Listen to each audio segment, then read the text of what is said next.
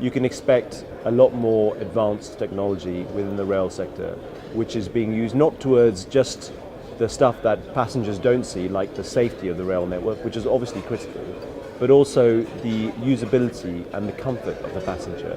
So passengers should be able to, in 10 years' time, enter a station, have access to the internet, have access through Wi-Fi and fast networks, be able to access different applications maybe provided by the infrastructure manager or the rail operator. For example, if a train is delayed, they should be able to get a notice of that immediately and be rerouted and have a refund posted to them directly. These are all things that require upgrading of technology, sharing of information about scheduling, etc. And I think we'll definitely see that within 10 years' time. And I think you'll see the rail companies joining together with other businesses to deliver more services to customers. So it's not just a train ticket, it could be combined with cinema tickets, theatre tickets, sporting events, whatever it is. I think we'll see the rail industry becoming much more integrated with other leisure activities. I think the biggest difference is that the data throughput will be the key measure in the future, in 10 years, let's say. So data rate will become particularly important. So everybody is looking into LTE and also MIMO to increase data rate. So remember, when you're coming to a city, first thing you see the metro network. When you go to the city center, you have your smartphone in your hand, watching YouTube videos, whatever. You're connecting via Facebook. All these kind of things will be very much in the focus. We think that probably the generalization of the automation of all the system, especially in urban area, all the automatic metro automation in transport, but as well on communication with clients, like publicity and so on.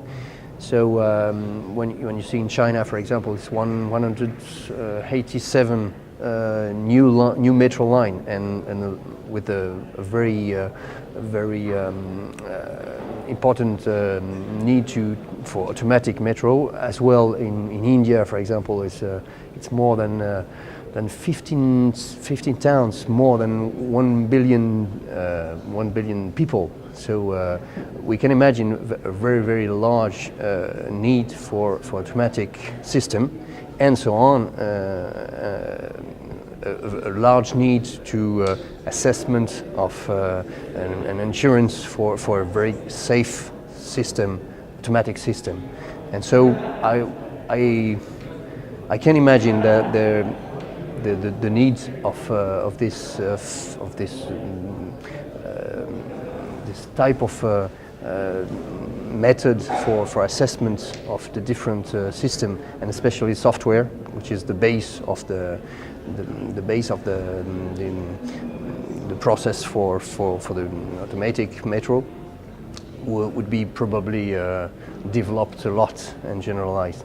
So we hope to be present for this very huge topic. That's a tough question, but I'd say the biggest change is really going to be, how people view their experience in rail. What safety is obviously the biggest key, and one of the biggest issues that we're developing at PCTEL, and what we're doing at PCTEL is helping to enhance railway safety with CBTC systems and other systems like PTC in the US.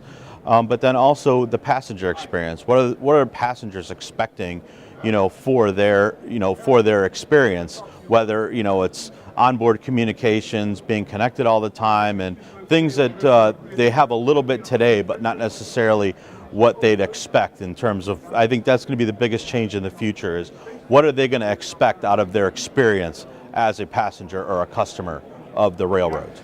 Well, I think that in the next 10 years, because if you look at the developments in Europe and the world, there's a sort of urbanization getting on. So cities are becoming more and more important. It means that there is also obstruction of all kinds of traffic. So public transport is going to be very important to bring people into these busy cities. Cars, I don't know if they can all be taken in the city. So public transport is important. But also the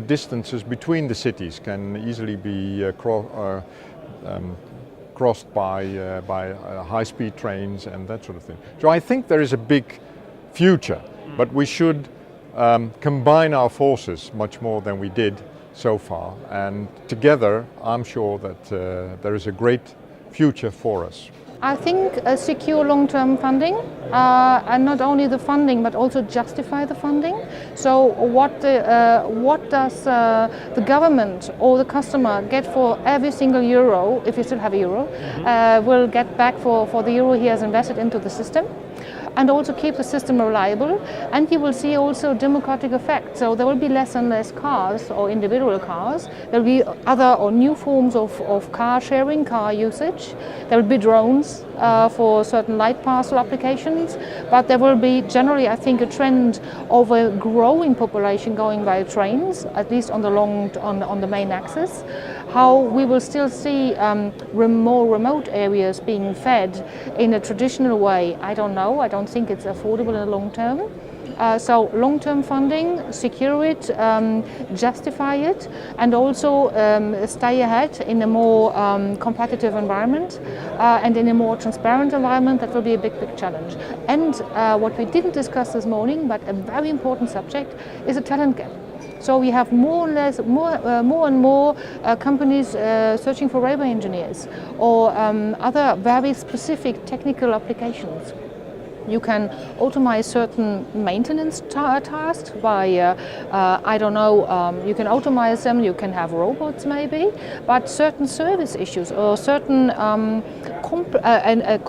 the understanding of complex systems is you cannot automate this. And to have this skilled knowledge and experienced knowledge for these kind of applications, to find this in the future will be a real challenge. I think that the actual integration between transport and daily life, I mean, having end-to-end experience by the end user, so they can choose their car or the train or whatever they want to do, it's going to be more seamless, and the services and the service levels from the transportation industries will grow, so that people will have a real choice in the future of taking the train instead of the car, because it's simply going to be much easier to do that. Currently we have a lot of providers that focusing on particular niche, but I rather would say we will have a consolidation in terms of maybe a moving data center. So a train being a moving data center, consolidated IT on board, and the software application piece will then be the differentiators for the various IT providers. Over the last 10 years, it has become quicker to travel further in Europe by train. I can go from my house in Lowestoft to Berlin, to Munich, to Salzburg, to Barcelona in a day, which would probably not have been possible 10 years ago. In 10 years' time, I'd hope to be able to go even further within a day as the railways improve and as Europe comes closer together.